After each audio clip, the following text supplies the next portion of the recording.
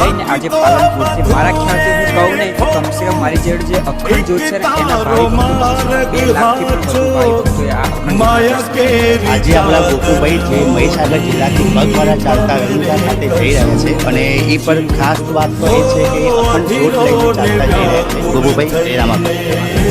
તમે મહીસાગર જિલ્લાથી ચાલતા આવી રહ્યા છો અને આજે પાલનપુરના પારપડાણા એટલે જે બનાસકાંઠાનું રણુજા કહેવામાં આવે છે, બરાબર? તો પધારે છો તો કેટલા ટાઈમ લાગ્યો તમને પાલનપુર? આજે મારા અહીંયા પાલનપુર પકડા જે ઘર છે ત્યાંથી લઈને આજે પાલનપુર મારા ખ્યાલથી હું કહું ને કમસે કમ મારી જેડ જે અખંડ જ્યોત છે ને એના ભાવિ ભક્તો છે 2 લાખથી પણ વધુ ભાવિ ભક્તોએ આ અખંડ જ્યોતના દર્શન કર્યા. તો સાથે અખંડ જ્યોત છે તો એમાં કંઈ માનતા વગેરે કે એમાં જે રામાપીર બાપુ જે આખ્યાનતા હોય છે ને ગામડે એમાં એક પાત્ર હોય છે કે લાખો વણજારાનું જે માલ લઈને નીકળે છે તેમની સામે